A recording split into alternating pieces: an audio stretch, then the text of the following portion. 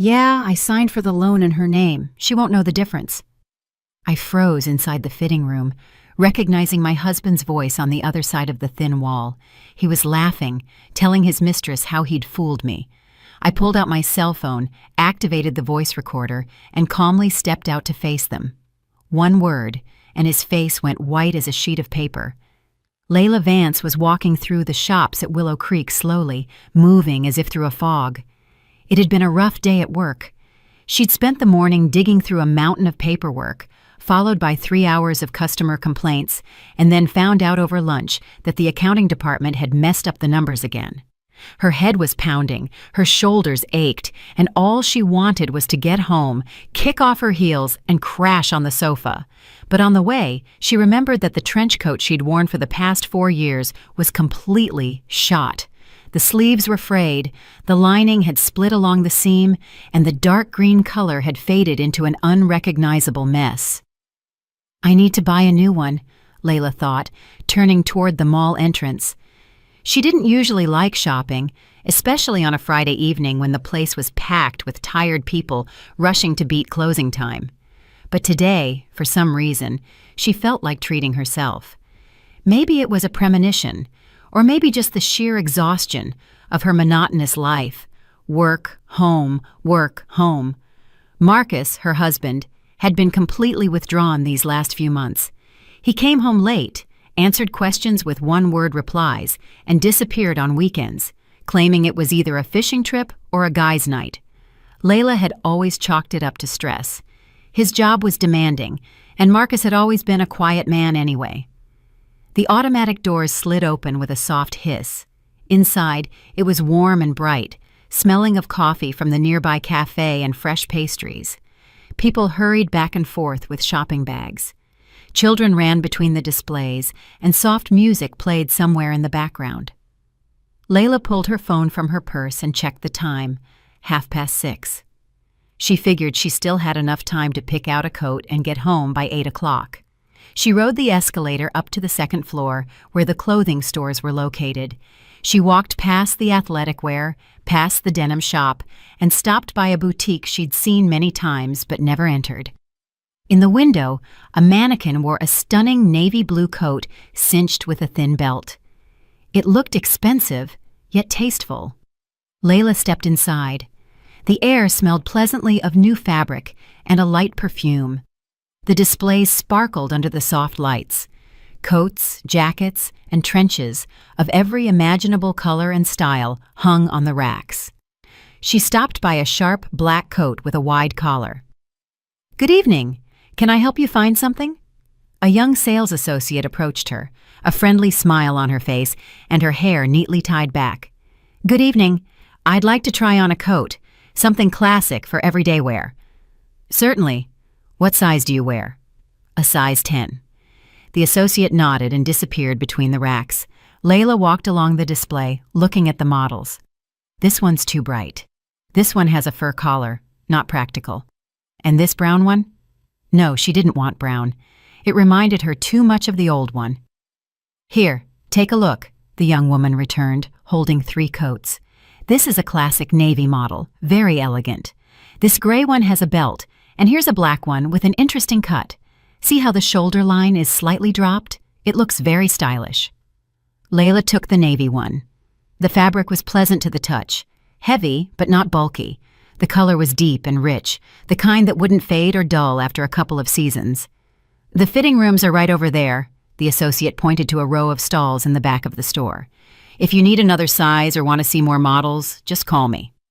"Thank you." Layla walked toward the fitting rooms. 3 stalls stood side by side, separated by thick, muted beige curtains. The first one was occupied. A muffled woman's voice could be heard on a phone call. Layla went into the second, hung the coat on the hook, and started taking off her jacket. Soft, instrumental music played in the store. She slipped out of her jacket, hung it next to the coat, straightened her blouse, which had gotten a little wrinkled during the day, and slipped the new coat over her shoulders. She buttoned it up. The material was soft and fit her figure nicely. She looked in the mirror. It sat well, the shoulders were right, the length was perfect. She turned sideways, evaluating the silhouette. Maybe a little loose at the waist, Or was it just the way she felt after a tiring workday? Then, a man's voice, loud, satisfied, and containing a familiar cadence Layla would know anywhere, came from the next fitting room, the one where someone had been on the phone just moments ago. "Stop it, baby, it's fine. I'm telling you, she won't figure it out." Layla froze. The hand that was reaching to unbutton the coat stopped halfway. It was Marcus, her husband. Here, in the next fitting room, in a women's clothing store. Her heart hammered somewhere in her throat. Her pulse roared in her ears. Did I imagine it? No, she knew that voice too well. She had lived with him for 8 years, heard him every day, every morning, every night. She would recognize it, even through a wall, even in a crowd. "Why are you worried?" Marcus continued, clearly talking to someone right next to him. "The loan is done. The money's already on the card, under her name, naturally. My credit is trash after that car incident, remember? But Layla's is spotless, clean as a whistle. The bank didn't even really check the documents, just for show. They called once, confirmed the details, and that was it. The money was transferred." A cold chill spread through Layla's body. Her fingers went numb. Her breath hitched. She slowly sank onto the small poof in the corner of the fitting room, staring blankly at the curtain separating her from her husband's voice. A loan in her name. What is he talking about? What loan? "Come on," Marcus laughed, and his laughter held such a careless, confident note that Layla felt sick. "The signature? I told you, it's all covered. She won't even find out. You know how she is. She doesn't look at paperwork. She trusts me with everything. I slipped her a few documents to sign, told her they were some forms for my job. So she signed them without looking. The bank doesn't care, as long as the signature is there and the ID matches." A woman's voice responded softly, indistinctly. Layla couldn't make out the words, but the tone was flirtatious, playful. A young voice, not hers. "Don't worry, sweetheart," Marcus continued, and Layla heard the rustle of clothes as he moved. "We'll be in Cancun in 2 weeks. Imagine that, 5-star, all-inclusive. I already picked out the package, just gotta pay for it. And Layla can think I'm on a business trip. She's used to it. I tell her I'm traveling every month. Last month I said I was gone for a week, and we were at the resort, remember?"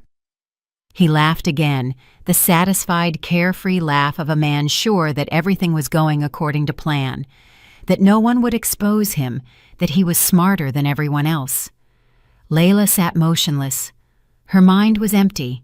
Not even thoughts, just a kind of white noise, like static on an old television. A loan in her name without her knowledge, a forged signature, a mistress, Cancun. The Atlanta trips that never happened, the Miami conferences she knew nothing about. She remembered how Marcus had indeed left for a week a month ago. He'd told her they had an important meeting, that his boss required his personal presence. She had even walked him to the door with his bag, kissed him goodbye, and said, "Be safe on the road." And he was heading to the beach with this woman. "How much did you end up getting anyway?" the woman asked, louder this time. Layla heard her voice clearly. Young, sharp. She was definitely under 30. "45,000, Marcus replied. "For 3 years. The payments are small, only $1,500 a month. Layla won't even notice. I'll just take her debit card and transfer the money to the bank. I'll tell her it's for utilities or something else. She never checks." $45,000. Layla closed her eyes. The sum spun in her head. Unbelievable. $45,000. A loan she hadn't taken, a debt she didn't know about. But what if she finds out? The woman's voice held a note of anxiety. What if the bank calls her or she gets a text? "She won't," Marcus said confidently. "I gave them my cell number when I signed the papers, so all the notifications come to me. And she doesn't go to the bank herself. I told you, about 3 years ago, I told her I'd handle all the bills so she wouldn't have to worry. Taking care of her, right? She loves having such an attentive husband. And I quietly control everything. Her card, the accounts, all the finances. How much time had passed? Seconds? A minute? Layla didn't know. She sat staring at the floor, unable to move. Somewhere far away, music played. Somewhere, shoppers bustled. But here, in this small fitting room, her world was crashing down. Then something clicked inside, sharp, like a switch being thrown, and in place of the paralysis came icy clarity. A cold, sober thought. I have to record this. I have to document what he's saying, or he'll deny everything, twist it around, lie his way out. Layla slowly pulled the phone from her purse. Her hands were shaking, but she forced them to obey. She unlocked the screen and opened the voice recording app. A large red button was in the middle of the screen. She pressed it. The phone vibrated once. The recording began. Black screen, running seconds, a pulsating red circle. She placed the phone on her knees, screen up, and froze again, listening intently. Every word was now vital. "Well, that's great then," Marcus was saying. "So we're all set. I'll stop by your place tonight. Layla's stuck at work until 9 o'clock. Something about inventory or an audit, I forget. We can relax, have some wine, watch a movie, and first thing tomorrow I'll go to the bank and transfer some of the money to my account, and it's a done deal. Some for the vacation, some for the dress and shoes you wanted. Remember?" "I remember," the woman laughed. "You promised to buy them for me a month ago." "Well, we'll buy them tomorrow. We'll buy them right now. We have plenty of cash now." Layla clenched her fists so hard her nails dug into her palms. Simple, naive. Her whole life had been nothing but work and home. She trusts him completely, never checks. She remembered how 3 years ago, Marcus had indeed offered to take over all their finances. He'd said he wanted to lighten her load, that she worked hard enough, that it was no trouble for him. He was often near the bank anyway, and she believed him. She was grateful. She thought he was caring, thought it was love. But he was simply setting the stage to control her money, her credit, her life. "But what if she suddenly asks about the money?" the woman asked again. "What if she sees something leaving the account?" "She won't notice," Marcus scoffed. "I've told you 100 times. She doesn't keep track of any of it. She gets her paycheck, gives me the card, and I give her cash for small things. Everything else is mine. Well, technically ours, but she doesn't even wonder how much is in there or what's being spent. As long as there's enough for food and utilities, she doesn't care." Layla bit her lip. This was the truth, the ugly, humiliating truth. She really hadn't been paying attention. She had trusted him, handed over her card, accepted cash for groceries and transit, and never asked questions. She thought that's what was expected. That's what families did when the man was the head of the household. But in reality, she had just handed him control of her life. "Fine," the woman drew out the word. "Just let's get everything done quickly. I'm tired of hiding in corners. I want to see you normally, without constantly looking over my shoulder." "I know, baby. Just hold on a little longer. After the trip, I'll talk to her. Maybe even file for divorce. It depends on how it goes. If I can split the condo fairly, so I get the bigger share, then I'm definitely leaving." "You're serious?" Hope sparked in the woman's voice. "As serious as I can be. But it takes time. The condo is in both our names, bought during the marriage. By law, it's 50-50, but I think I can maneuver it so I get 2/3. I just need to find a smart lawyer and play my cards right." The recording continued. Layla sat, watching the phone screen where the seconds ticked by. 30, 45, 1 minute, 1.5, 2 minutes, and 32 seconds. Every word was burned into her memory. Every phrase was a nail in the coffin of their marriage. She didn't cry. Tears wouldn't come. There was only a cold, hollow feeling inside, as if something important, something alive, had been ripped out by the roots. "Okay, let's go," the woman said. "I still need to look at that dress, the red one I saw in the window." Let's go. I'll buy you a dress that will make everyone jealous, and shoes to match, and a clutch. There's plenty for everything. Don't you worry." The curtain of the adjacent fitting room rustled. Layla stopped the recording and saved the file. 2.5 minutes, more than 150 seconds of his own words. Proof. She slowly rose from the poof. Her legs felt like cotton, but she forced herself to stand. She took off the coat, hung it back up, put on her jacket, grabbed her purse, checked that the phone was in her pocket, took a deep breath, exhaled, then pulled back her fitting room curtain and stepped out. Marcus stood a few feet away from her. Beside him was a fair-skinned woman, Tiana, in her late 20s, wearing a short black dress and high heels. Bright makeup, red lipstick, long manicured nails, gold hoop earrings. Beautiful, young, well-maintained. She was laughing at something, head thrown back, and Marcus was looking at her with a smile Layla hadn't seen in a very long time.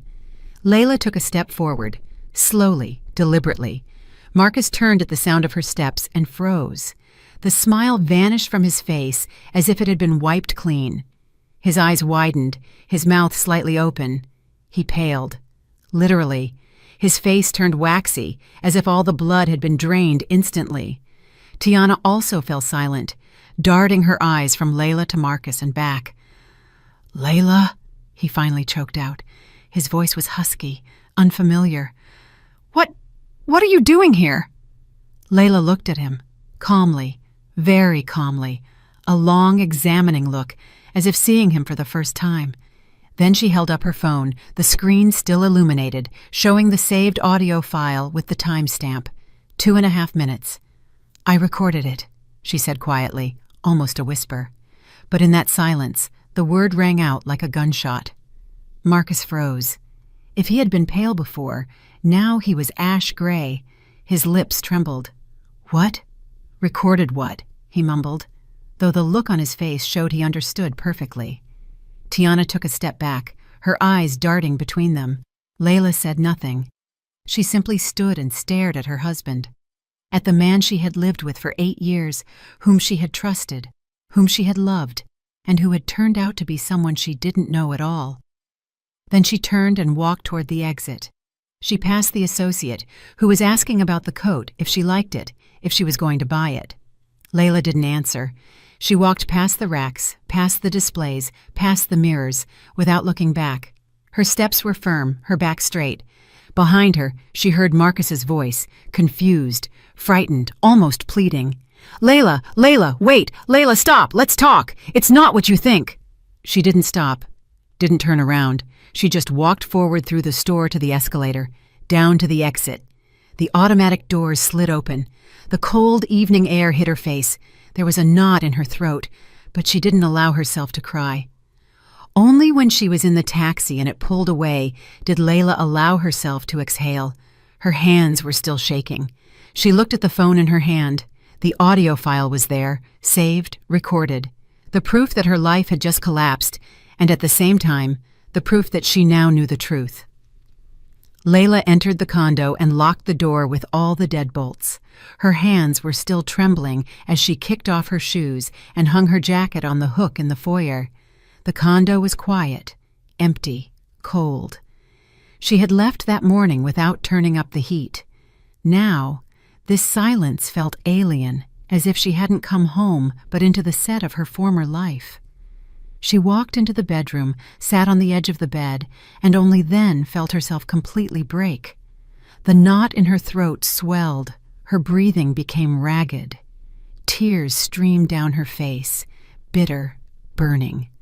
Layla covered her face with her hands and wept, uninhibited, sobbing like a child. 8 years.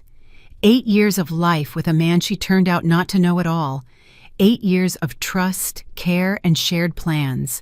She remembered meeting him at a mutual friend's birthday party. Marcus had seemed reliable, calm, serious, not the type to speak without thinking. He courted her beautifully. Flowers, movies, evening strolls. A year later, he proposed. 6 months after that, they had a modest but warm wedding with close friends and family. And now, this. A loan in her name, a mistress, lies about business trips, plans for divorce and condo division, and his voice, careless, mocking. She won't know the difference. Layla wiped her tears with the back of her hand, stood up, and went to the closet. She needed to compose herself. She needed to think. Tears wouldn't solve anything. She opened the bottom drawer of the dresser where they kept important documents. She pulled out a folder marked Important. Inside were their passports, their marriage certificate, the condo deed, and some old statements. Layla dumped everything onto the table and started sorting through it. Her passport, Marcus's passport, the marriage license, the condo purchase agreement. Where else could the papers be? She remembered that Marcus always stacked certain envelopes in the top drawer of his desk. Before, she had never gone through his things, believing everyone should have their privacy, but this was no time for delicacy. Layla walked to the desk and opened the drawer.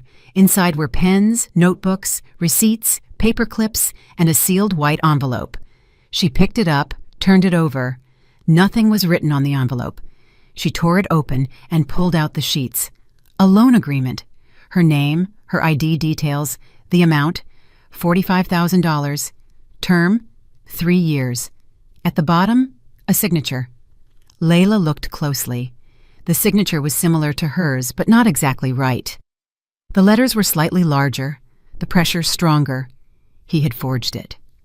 She felt nauseous. She sank into a chair, holding the agreement.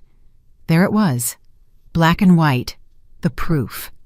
He really had taken out a loan in her name, forged her signature, and received the money. Layla picked up her phone, found the bank's number on their website, and called. Long rings, then an automated voice offering to press numbers to select a service. She pressed 0 to connect with an operator. Good evening, Fidelity Bank. My name is Denise. How may I help you? A pleasant female voice asked. Good evening. My name is Layla Vance. I want to check on a loan that may have been taken out in my name. I can check that for you. Please provide your social security number and date of birth. Layla dictated the information.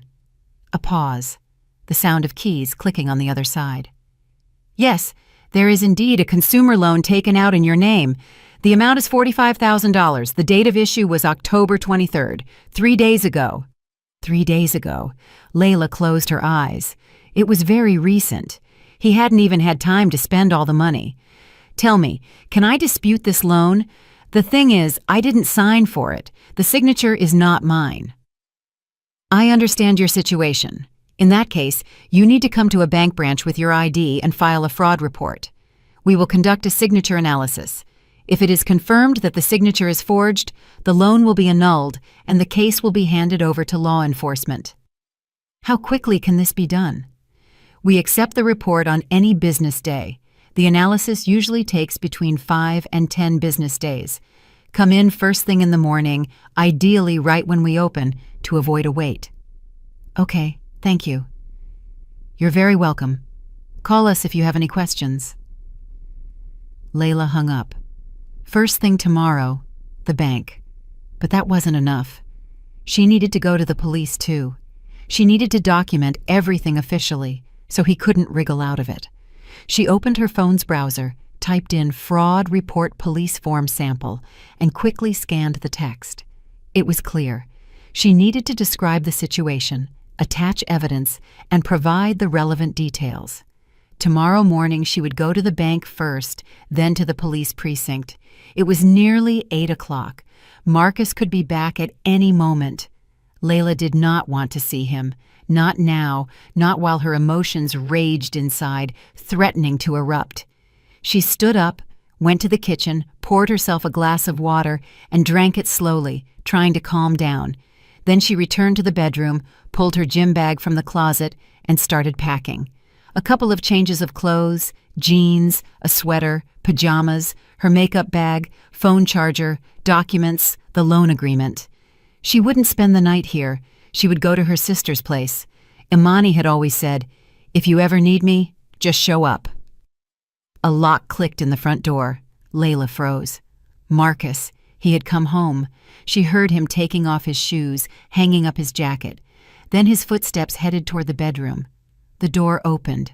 Marcus stood in the doorway, pale, bewildered, guilty. He looked at her, at the bag, at the documents scattered on the table. "Layla," he began softly, "let's talk, please." She remained silent, just standing and looking at him. This man, who had been her husband just yesterday, had become a stranger today. "I can explain everything," Marcus continued, taking a step forward. It's not what you think. I didn't want to betray you. It just happened." "It just happened?" Layla's voice was cold, level. "You took out a loan on me, forged my signature, lied about business trips, cheated, and planned to divorce me and sue for the condo.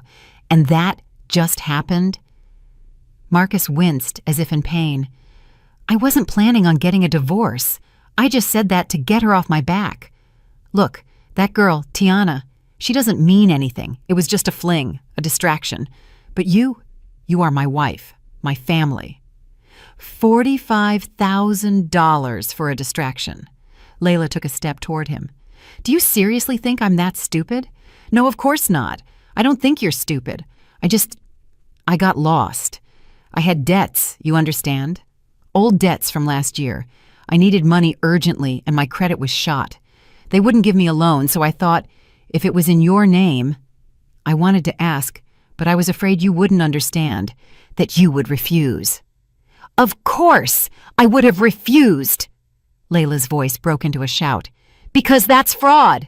Because it's my credit history, my name, my money that I'll have to pay back, and you didn't even bother to ask me?" Marcus hung his head. "I'm sorry. I know I was wrong, but I'll pay it all back. I promise. I'll make the payments myself. You won't even notice them." "Shut up." Layla felt a churning inside, a wave of pure fury rising. "Just shut up. I recorded your conversation, the whole thing from start to finish. You said I wouldn't understand, that I was simple and gullible. You were laughing at me with your mistress. You were planning a trip to Cancun with my money." He looked up, his eyes filled with terror. "Layla, please don't do anything crazy. Let's resolve this between ourselves, without involving outsiders." "Outsiders? Do you mean the police? Why jump to that right away? We're a family. We can work this out." "No, Marcus, we can't. I'm going to the bank and the police tomorrow. I'm filing a fraud report and I'm filing for divorce too." He went even paler. "Layla, don't. Wait, let's discuss this. I'll change, I swear. No more mistakes, no more girls, nothing. Just you and me, like before." She shook her head. "It won't be like before. You destroyed everything, with your own 2 hands." Marcus took another step, reaching out as if to touch her shoulder, but Layla recoiled. "Don't touch me," she said quietly. "I'm packing my things and leaving for a few days. I need to think." "Where are you going?" "None of your business." She zipped up the bag, slung it over her shoulder, and grabbed her phone and documents. Marcus stood helpless and bewildered in the middle of the room.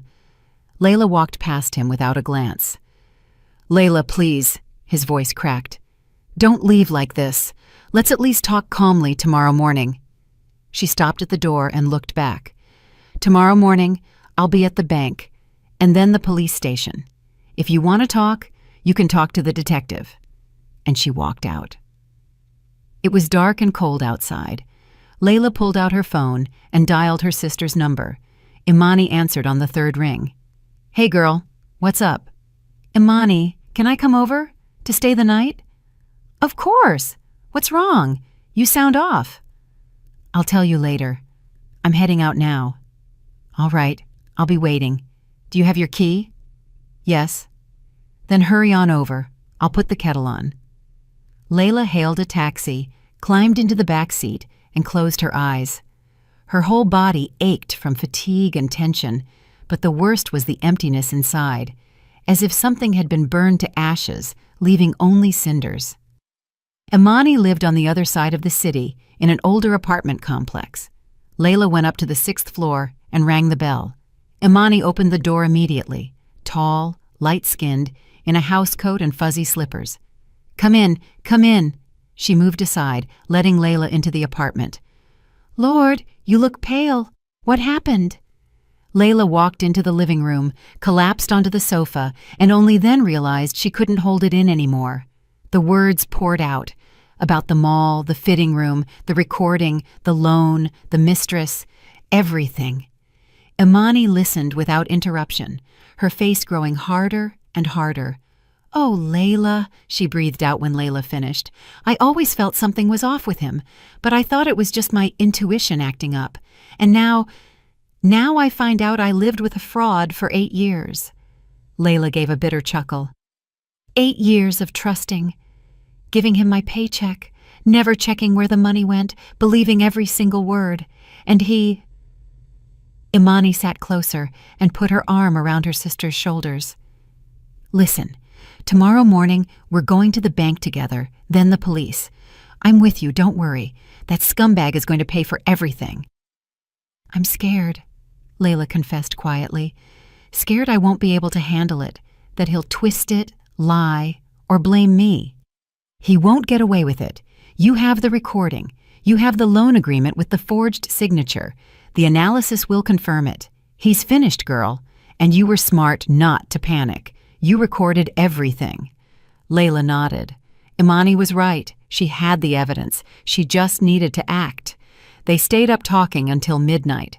Imani made tea, brought out cookies, calming and encouraging her sister, and Layla told her everything that had accumulated over the years. How Marcus had gradually withdrawn, how he'd grown cold, how he'd stopped caring about her life, how she'd blamed it on stress, on work, on circumstances, how she'd ignored the small things, the scent of strange perfume, the calls he hung up on when she was around, the frequent late nights. "I knew, but I didn't want to admit it," Layla said, staring into her cup of cold tea. "I thought if I didn't pay attention, everything would fix itself." "That's not how it works," Imani gently replied. "If there's a problem, you have to face it, not pretend everything is fine." "I know that now."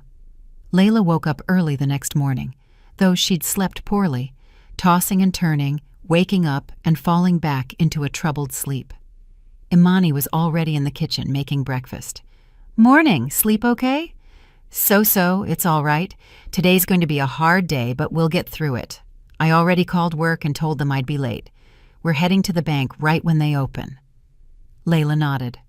They ate quickly, cheese sandwiches and coffee. Then they got dressed and left. The bank opened at 9 o'clock. They arrived 10 minutes early and managed to be the first in line. When the doors opened, Layla approached the administrator and explained the situation. The woman listened carefully, nodded, and led them to a private office. "Have a seat. A specialist from our fraud operations team will be with you shortly."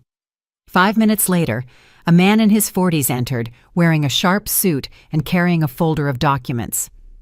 "Hello, my name is Mr. Howard. I'm the senior specialist for the security department. Please explain the situation." Layla told him everything, concisely and factually, showed him the agreement, and played the voice recording. Mr. Howard listened without interrupting, taking notes. "Understood," he said when Layla finished. "This is indeed a serious situation. We will perform a signature analysis. You'll need to provide several samples of your handwriting on different sheets of paper. Also, please fill out a statement confirming the loan was taken without your consent. If the analysis confirms forgery, the loan will be annulled, and we will forward the case to the police." "How long will this take?" "The analysis is 5 to 7 business days. We will contact you immediately once we have the results." Layla wrote the statement and signed her name several times on blank sheets for the analysis. Mr. Howard neatly organized everything into the folder. "We will be in touch. Don't worry if the signature is truly forged, and I'm confident it is. The loan will be annulled." "Thank you." They left the bank. Layla felt that the first step had been taken. Now, the police. The precinct was a 10-minute drive away. They arrived, passed through the security checkpoint, and went up to the second floor. The desk officer directed them to a detective's office. The detective, a man in his 50s with a tired face, listened to Layla, reviewed the documents, and listened to the recording. "Clear," he said. "This falls under felony fraud and forgery of documents. File a report, we'll register it, and open a case. Your husband will be called in for questioning. If guilt is confirmed, he faces probation or jail time, depending on the circumstances." Layla wrote the report, detailed as Imani had instructed: who, what, when, where. She attached a copy of the agreement and provided the audio file. We will issue a warrant to open the criminal case within 3 days, the detective said. You will be called in as the victim for testimony, and your husband as the suspect. All right. When they left the precinct, Layla felt a strange sense of relief. Everything was official. Everything was documented. Now it wasn't just her word against his. Now it was the law. You did good, Imani said, hugging her sister. You're doing everything right. Thanks for being with me. Always. That evening, as Layla lay on Imani's sofa, Marcus called. She didn't answer. He called back, and again. She blocked his number. An hour later, a text came from an unfamiliar number. Layla, it's me. Please, let's meet. Let's talk normally. I understand I was wrong. I'm ready to pay everything back, to fix everything. Just don't ruin our family. Layla looked at the screen, then deleted the message and blocked that number too. Family? What family? He ruined it himself, with his own hands, with his lies, with his betrayal. Now she only had to move forward. A week passed. A week that felt like an eternity for Layla. She went to work trying to focus on her tasks, but her mind constantly returned to what had happened. Colleagues noticed she was distracted, pale, and quiet. Her boss, Ms. Lee, stopped by her desk a few times to ask if everything was all right. Layla answered briefly, yes, just tired, and submerged herself in paperwork again. She continued to live with Imani. She didn't want to go back to the condo. Even the thought of having to see Marcus made her sick. Imani didn't mind. On the contrary, she said she was happy for the company. In the evenings, they sat in the kitchen, drank tea, and talked. Imani talked about her job at the travel agency, the annoying clients, and new tour packages. Layla listened distractedly, grateful not to be silent and alone. On Wednesday, the bank called. Mr. Howard informed her that the analysis was complete.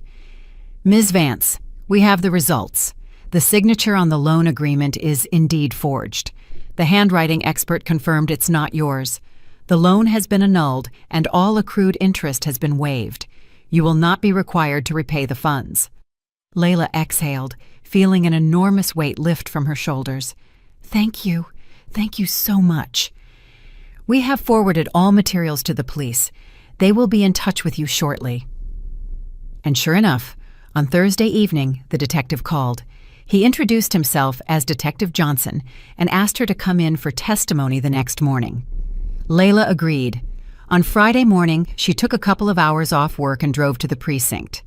The detective met her in a small office with bare walls, a metal desk, and 2 chairs. He was a young man in his 30s with attentive eyes and a serious expression. Please sit down, Ms. Vance. Tell me everything in sequence. Layla spoke for a long time. The detective asked questions, clarified details, and took notes. Then he played the recording she had brought, listening carefully.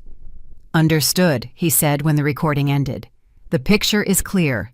Your husband committed fraud, took out a loan in your name without your knowledge, and forged your signature. That is a serious felony offense, plus forgery. We will call him in for questioning. A summons will be issued today. What kind of sentence is he facing? If he pleads guilty and agrees to a victim-offender reconciliation, probation is possible, along with an order to pay you restitution for emotional damages. If not, actual jail time up to 3 years.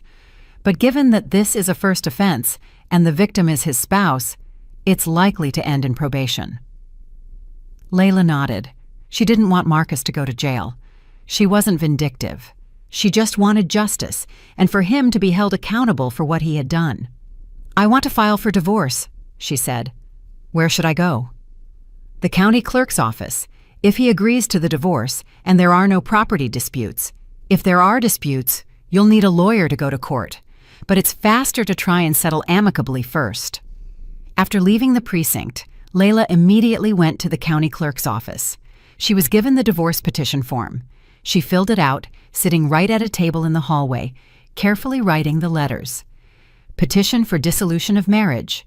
Reason: irreconcilable differences. Short, dry, no emotion. If the other spouse agrees, He must also file his own petition, the clerk, an older woman in glasses, explained. Then, in about 30 days, you will receive your final decree.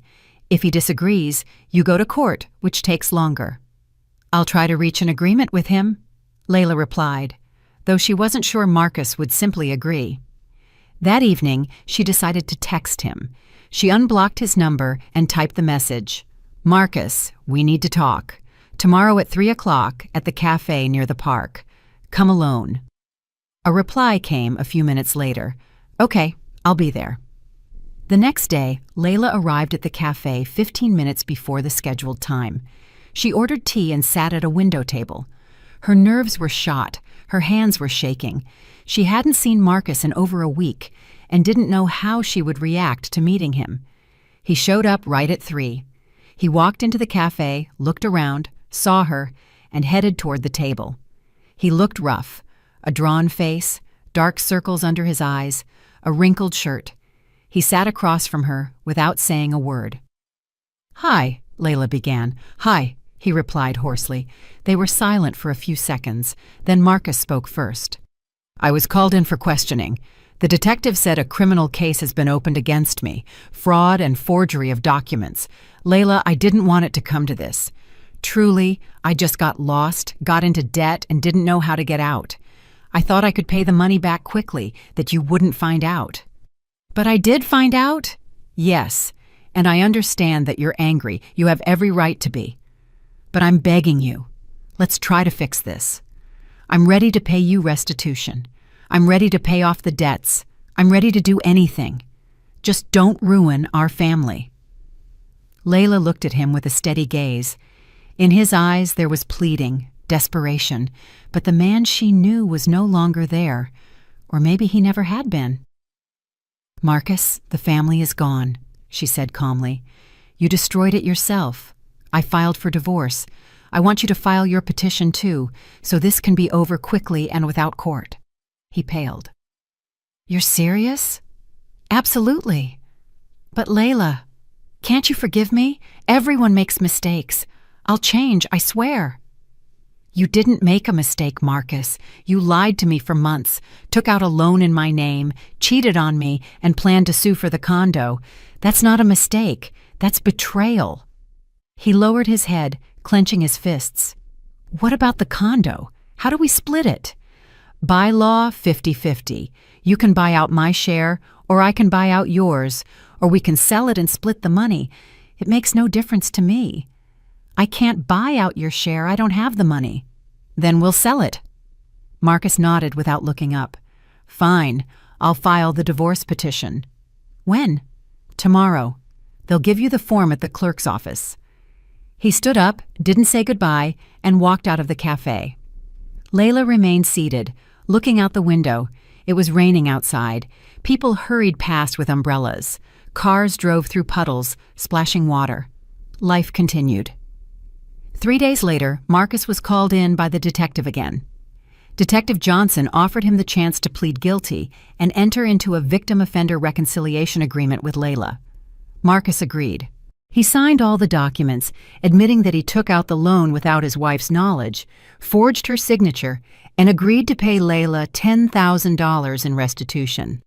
The detective issued a dismissal of the criminal case due to the reconciliation of the parties, but sentenced Marcus to 2 years of probation.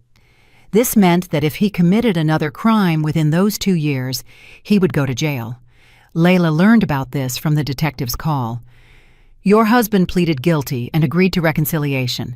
The case is dismissed, but he received probation and is obligated to pay you $10,000. The funds must be transferred within 3 months." "Thank you," Layla said. She felt no triumph, no malice, only exhaustion and relief that this nightmare was finally ending. On Monday, Marcus filed his petition for divorce. A month later, they received their final decree. Layla went to the county clerk's office alone, received the document, and walked out into the street. The weather was clear. The sun broke through the clouds. She looked at the decree. Seal, signature, the official end of an 8-year marriage. That evening, her friends Shayla and Nicole, whom she'd known since college, invited her out. They met at a small restaurant downtown, ordered wine and appetizers. "To your freedom," Shayla, red-haired, cheerful, and always supportive, raised her glass. "To a new life, and to never getting involved with jerks like that again," added Nicole, serious and direct. Layla smiled. For the first time in a long time, she smiled genuinely. "Thank you, girls. I couldn't have gotten through this without you." "Please, you're a rock," Shayla said. "Not everyone could have pulled themselves together that fast. I probably would have cried for a week." "I cried," Layla admitted, "just not in front of everyone." They talked late into the night, discussing the past and making plans for the future. Shayla suggested they all go to the Caribbean that summer. Nicole advised her to sign up for yoga or a gym membership. "You need a change of pace," she said. "Get into something new, a hobby, sports, some classes. The main thing is not to dwell on the past." Layla nodded. She knew her friends were right. She had to move on. She had to build a new life without Marcus, without the heavy burden that had weighed her down all those years. The condo issue was resolved surprisingly fast. They found a buyer through a real estate agent and closed the deal. Layla received her half, $130,000. This was enough to rent a small one-bedroom apartment on the edge of the city, with some left over for the first few months. The move was quick. Imani helped her gather her things and pack boxes. They went to the old condo on a Saturday morning when Marcus wasn't home. Layla only took her clothes, books, a few photos, and the dishes she had bought herself years ago. She left everything else. She didn't want anything that reminded her of the past. The new apartment was small but cozy. The windows faced the courtyard, where old oak trees grew and a children's swing set stood. Layla arranged her things, hung curtains, and placed a pot of African violets, a gift from Imani, on the windowsill. "Well," Imani said, looking around the room, "now this is your home, yours and only yours." Layla hugged her sister. "Thank you for everything. Don't mention it. We're family." That evening, after Imani left, Layla was alone. She sat on the sofa, pulled a throw over herself, and just sat, staring out the window. It was getting dark outside. Lights came on in the windows of the neighboring buildings. Somewhere children were playing, a dog barked, a car drove by. Quiet, peaceful. No one was lying, cheating, or betraying. She pulled out her phone, opened her notes, and wrote a list of things she wanted to do. 1. Sign up for Spanish classes. 2. Go to the ocean. 3. Find a new hobby. 4. Learn to trust myself. Then she put the phone down and closed her eyes. An entire life lay ahead of her, new, unknown, frightening, and at the same time, exciting. A life in which she made her own decisions, was responsible for her own actions, and built her own happiness. And that was beautiful. 3 months passed since the divorce. Layla gradually got used to her new life, though it wasn't easy at first. In the morning, she woke up in her small apartment, brewed coffee in her tiny kitchen, looked out the window at the courtyard with the oak trees, and was surprised every time by the quiet. No shouting, no tension, no anxious waiting for her husband to come home and what lie he would tell this time. Work still took up most of her day. Layla tried to bury herself in her tasks. It helped her avoid thinking about the past. Her colleagues noticed the change. Ms. Lee once stopped by her during lunch and sat opposite her. "Layla, you've changed," she said, thoughtfully. "You seem calmer, more confident somehow. I don't know how else to put it." Layla smiled. "Maybe I have changed. A lot has happened lately. I'm happy for you. Keep up the good work." Marcus transferred the first payment of the restitution, $3,000. Layla received the transfer notification and felt nothing. No anger, no satisfaction, just a statement of fact. The money had arrived. His mistress, Tiana, disappeared right after everything came out. Imani once mentioned seeing Marcus alone at the mall, looking disheveled with a dull look in his eyes. Layla didn't ask for details. She didn't care. In early November, Layla signed up for Spanish classes. She had always wanted to learn, but Marcus had discouraged her, saying it was a waste of time, that she wouldn't need it, that she should just stay home and rest. Now, no one was discouraging her. The classes met 3 times a week in the evenings at a small learning center near her home. The group was small, 8 adults, all with different goals. Some were learning for work, some for travel, and some just for themselves. The instructor was an energetic woman in her mid-40s with a short haircut and lively eyes. She didn't just teach grammar, she talked about culture, countries, and people. The lessons were easy and stress-free. Layla quickly immersed herself, doing homework in the evenings, listening to Spanish podcasts on her commute, and watching films with subtitles. The language came relatively easily. She still had her high school foundation. She just needed to refresh it and add practice. One day after class, one of the students approached her. A man in his 40s, tall, wearing glasses, with a pleasant, calm face. "Excuse me, may I ask you something?" he began. "Do you happen to work in accounting?" Layla was surprised. "I do. Why?" "I thought I recognized you. Maybe I saw you at your office on business. I'm Julian Hayes." He extended his hand. "Layla Vance." She shook his hand. "What were you in for?" "A cooperation agreement. I work for a construction company. We finalized the documents with your team." Layla remembered. Indeed, about 3 months ago, a representative from a construction firm had come in. Pleasant, polite, got straight to the point, resolved everything. "Yes, I remember. Nice to meet you again." They started talking. It turned out Julian had also recently divorced, about a year ago. He was also learning Spanish because he planned to travel. He dreamed of seeing Europe, the U.S. West Coast, and Asia. He had spent his whole life working, building his career, and now he decided to live for himself. "I understand," Layla said. "I'm just starting to live for myself, too." They left the center together. It was drizzling outside, and it was cold. Julian opened his umbrella. "I can walk you to your bus stop if you'd like." "Thank you." They walked under one umbrella, talking about the class, their plans, and life. It felt easy, comfortable.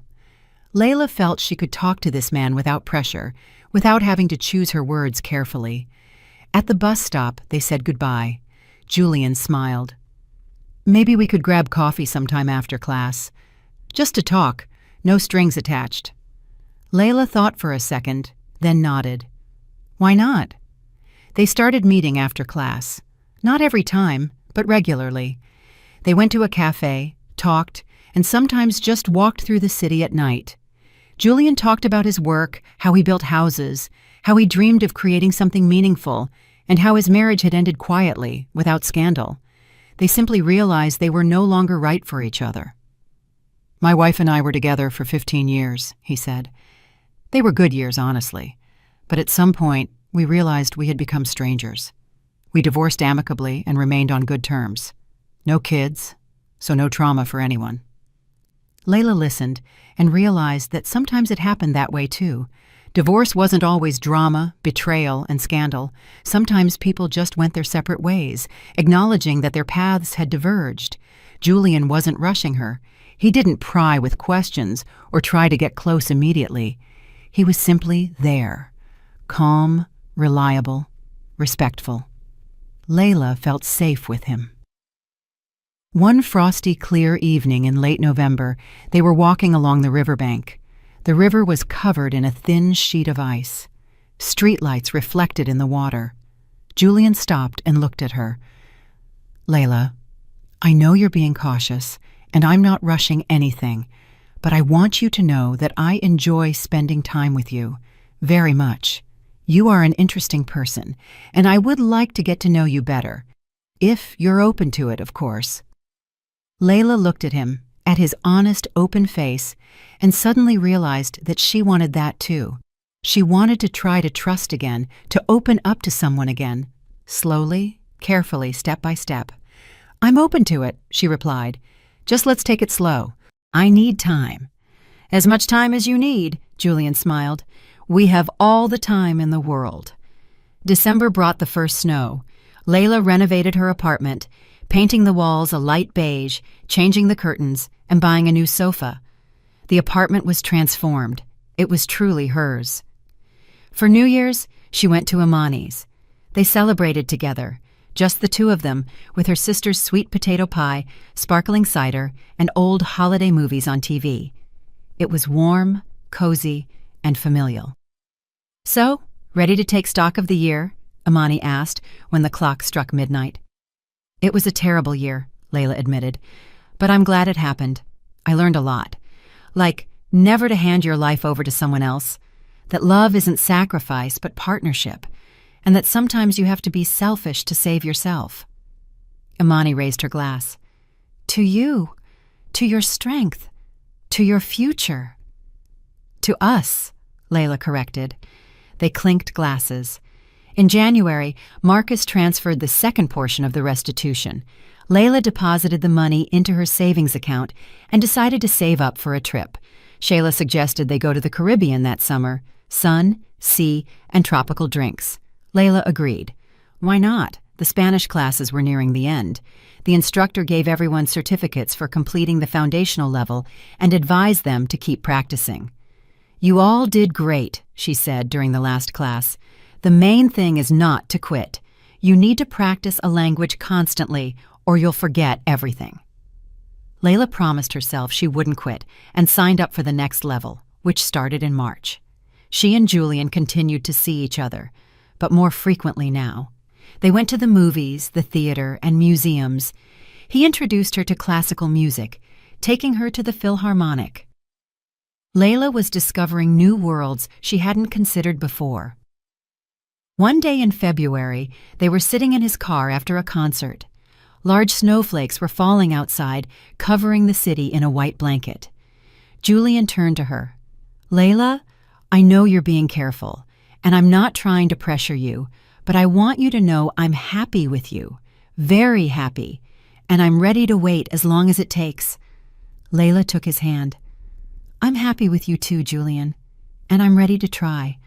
Slowly, but try." He smiled, leaned in, and kissed her. Tenderly, gently, respectfully. Layla returned the kiss and realized that she had finally let go of the past. Spring arrived unexpectedly early. In March, the snow melted and the first patches of green appeared. The air smelled of thawed earth. Layla started going to the gym. Nicole had convinced her to try fitness classes. Now they were sweating on the treadmills together 3 times a week. Marcus transferred the final portion of the restitution, the full $10,000. Layla received the notification and exhaled. That issue was closed forever. She never regretted her decision, never remembered Marcus with longing or regret. Only sometimes, very rarely, she thought of those 8 years as an important lesson. A lesson that you must not lose yourself in a relationship, that love is not sacrifice but partnership, and that trust must be mutual, not blind. In April, Julian suggested they take a weekend trip to a neighboring city. An exhibition of contemporary art was opening there. Layla agreed. They drove in his car, stayed at a small boutique hotel, walked on unfamiliar streets, looked at paintings, and debated the meaning of abstract art. That evening, they sat at a restaurant on the waterfront. Julian ordered wine, and they silently watched the sunset over the water. "You know," Layla began, "a year ago, I wouldn't have believed I'd be here, that I would be happy, that I would ever be able to trust anyone again. And now? And now I understand that life goes on, that after every ending, there is always a beginning." Julian took her hand. "I'm glad we met." "Me too." They returned to the city late Sunday evening. Julian walked Layla to her door and kissed her goodnight. "I'll see you this week." "Definitely." Layla walked into the apartment, undressed, made tea, and sat by the window. The spring evening darkened outside. Somewhere cats were crying, cars were rushing by. The ordinary life of an ordinary city. But for Layla, it was a new life, a life she was building herself, with her own hands, with her own decisions. A life without lies, betrayal, or fear. Only her choices, her freedom. She pulled out her phone, opened her notes, and added a new item to her list. 5. Learn to be happy. Then she smiled and put the phone down. She had already learned.